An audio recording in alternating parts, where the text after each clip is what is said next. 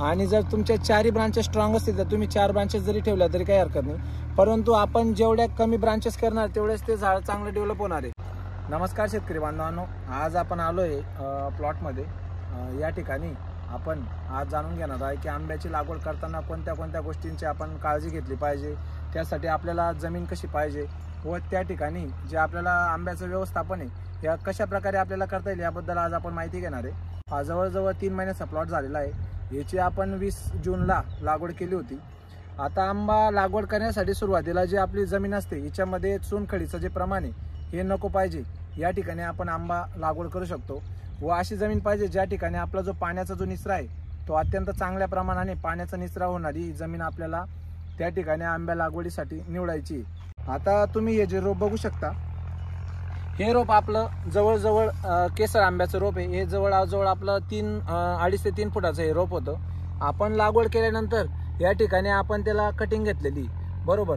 तर ही जी आंब्याची व्हरायटी ही केसर आहे, ही आपण गुजरातमधून मागवली होती जून महिन्यामध्ये, आणि ती मागवल्यानंतर आपण जवळजवळ 2.5 ते 3 फुटाचा खड्डा केला होता। त्या खड्ड्यामध्ये आपण बेसल डोस म्हणून 10-26-26 एक रोकोचं बुरशीनाशक टाकलं होतं।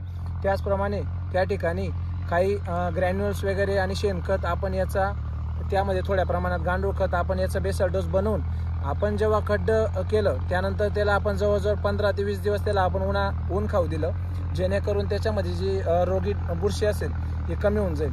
त्यानंतर आपण त्या ठिकाणी बेसल डोस त्या ठिकाणी सर्व खत फिलिंग करून आपण त्या ठिकाणी रोप लावलेलं आहे, जेणेकरून आपला जो जे झाड असतं ते सुरुवातीला नाजूक असतं, ते जेव्हा आपण आणतो आणि डायरेक्ट जर आपण आपल्या जमिनीत लावलं कोणत्याही प्रकारची प्रक्रिया न करता तर त्याला जी खालून जी आहे जी उदी वगैरे जी खालून बुरशी लागण्याचा संभव वाढतो आणि त्या कारणाने जे आपलं आहे ते रोप मरत असतं। त्यामुळे आपण रोप लावत असताना खाली आपण जमिनीमधलं जे बुरशी वगैरे याचं प्रमाण कमी करूनच आपण त्या ठिकाणी लागवड केली पाहिजे। हे रोप लावलंय आपण जवळजवळ आता 3 महिन्याचं रोप झालेलं आहे। आपल्याला जवळजवळ या रोपापासून सुरुवातीला आपल्याला कोणत्याही प्रकारचं उत्पन्न घ्यायचं नाही। याला झाड जे आहे ते आपल्याला 2.5 ते 2 वर्षापर्यंत आपल्याला परिपूर्ण डेव्हलप करता यायला पाहिजे, जेणेकरून जे आपलं झाड असेल त्याचं जे खोड असेल ते मजबूत झालं तरच ते झाड वजन आणि फळांचं जे वजन आहे ते आपलं सांभाळू शकतं। यासाठी सुरुवातीला आपण कलम केलेला असल्यामुळे याला जवळजवळ 1.5 वर्षापासूनच याला फ्रुटिंग आणि फ्लावरिंग आणि आंब्याला मोहर लागणं चालून जातं। त्यामुळे तरी पण आपण ते मोहर जे असतील आलेले मोहर आपल्याला कट करून आपल्याला फक्त आणि फक्त झाड डेव्हलप करण्यासाठी तो टाइम आपल्याला द्यायचा आहे। तर यासाठी आपण सुरुवातीला जी आहे ती जवळजवळ 2.5 ते 2 महिन्याचं जेव्हा झाड आपलं म्हणजे लावल्यानंतर 2.5 ते 2 महिन्याचं जेव्हा झाड होईल, म्हणजे जवळजवळ तुमचं हे आपण रोप घेतलं त्यावेळेस 2.5 फुटाचं होतं।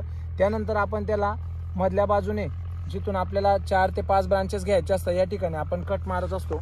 तुम्हाला मी आता कट कसं मारायचं दाखवणार आहे। या ठिकाणी आपण जे आपलं रोप होतं इथून आपण या ठिकाणी कट मारलेला आहे। याच्यामध्ये तुम्हाला जे नवीन ब्रांचेस आलेल्या दिसत असतील, या ठिकाणी बघा तुम्ही बघू शकता की 1 2 3 4 5 जवळजवळ वरच्या बाजूला जिथून आपण कट घेतला होता या ठिकाणी आपल्याला 5 ब्रांचेस आलेले दिसत आहे। यापैकी आपल्याला फक्त आणि फक्त आपल्याला या ठिकाणी 3 किंवा 4 ब्रांचेस आपल्याला सिलेक्ट करायचं आहे। तुम्हाला या ठिकाणी आपल्या 5 ब्रांचेस दिसत आहे बरोबर, तर तुम्ही या ठिकाणी ही ब्रांच ही कट करू शकता। त्याचप्रमाणे ही 1 2 आणि 3 या 3 ब्रांचेस तुम्ही समोरासमोर ठेवू शकता।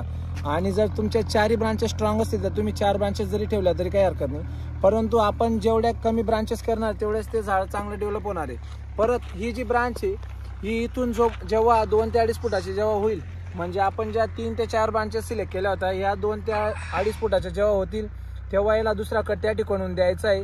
आणि कटिंग करत असताना कधी पण तुम्ही या ठिकाणी बघू शकता आपला जो ब्रांचेसचा जो हे म्हणजे डोळा आहे, या डोळ्याच्या वरून कधी पण कट घेत असताना डोळ्यापासून फक्त अर्धा ते 1 इंच वरून आपल्याला कट घ्यायचा आहे। या खोडाच्या 2 डोळे असतात, वरचा एक आणि खालचा एक। याचा मधला जो स्टीम आहे, याचा मधला जो इंटरनोड असतो हा मधली बाजू, तर याच्यामध्ये आपल्याला मध्यभागी कट कधीही घ्यायचा नाही। आपण कट जेव्हा घेतो तो डोळ्यापासून जवळजवळ अर्धा ते 1 इंच वरती कट घ्यायचा, जेणेकरून आपल्याला जो फंगस आहे किंवा जो बॅक्टेरियाचा याच्यावर अटॅक होणार नाही व ती जी आपलं स्टीम आहे ते खोड आपलं खराब होणार नाही याची काळजी आपण घ्यायची। आपण जेव्हा कट घेणार तेव्हा इथून आपण जर कट घेतला आणि कट घेतल्यानंतर आपण त्या ठिकाणी कॉपर ऑक्झिक्लोराइडची स्प्रे आपण त्या ठिकाणी घ्यायचा आहे। आपण जेव्हा कटिंग करणार, कटिंग केल्यानंतर आपण लगेच त्याच दिवशी किंवा त्याच्या दुसऱ्या दिवशी आपण त्या ठिकाणी बोल्डेक्स मिक्सचर त्या ठिकाणी आपण लावू शकतो, किंवा तुम्ही कॉपर ऑक्झिक्लोराइड किंवा ब्ल्यू कॉपरचा त्या ठिकाणी स्प्रे घ्यायचा आहे, जेणेकरून त्याच्यावर फंगस किंवा याचा अटॅक या ठिकाणी होणार नाही, याची आपण या ठिकाणी काळजी घ्यायची. त्याचनंतर जे आपलं रोप आहे हे आपलं परिपूर्ण डेव्हलप झाल्यानंतर आपण त्या ठिकाणी नियोजन करू शकतो. आता तुम्ही या ठिकाणी बघू शकता, मी जवळजवळ 4 ते 5 दिवसापूर्वी आलो होतो या प्लॉटवरती. या ठिकाणी त्यांनी साप पावडरचा स्प्रे घेतला होता. साप पावडरमध्ये आपल्याला कार्बेंडेन्झापास मॅन्कोझेब आहे, तर यामुळे जे आपल्या पानांवर जी बुरशी पडणार आहे याचं प्रमाण कमी होणार आहे. आता सुरुवातीला शेतकऱ्यांना एक प्रॉब्लेम येत असतो की सुरुवातीला आंबा लागवड केल्यानंतर त्यांचे बऱ्यापैकी जवळजवळ 20 ते 30% झाडे आपलं मरण पावत असतं व खालून त्या ठिकाणी बुरशीचं प्रमाण वाढत असतं.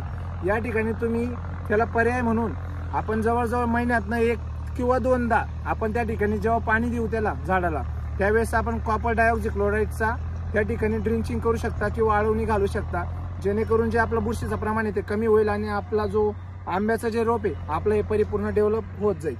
तर एवढीच माहिती आहे. त्यानंतर मी या प्लॉटवरती पूर्ण कन्सल्टेशन करत आहे.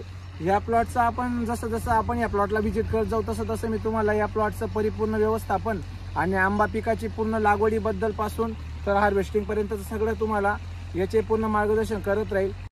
याचा राहिलेला भाग जो आहे तो आपण पुढील व्हिडिओमध्ये बघू. तोपर्यंत आपल्या चॅनलला जोडून घेण्यासाठी व अशा शेतकरी शेती उपयोगी माहिती पाहण्यासाठी तुम्ही आमच्या चॅनलला लाईक करा, शेअर करा आणि सबस्क्राईब करा. धन्यवाद.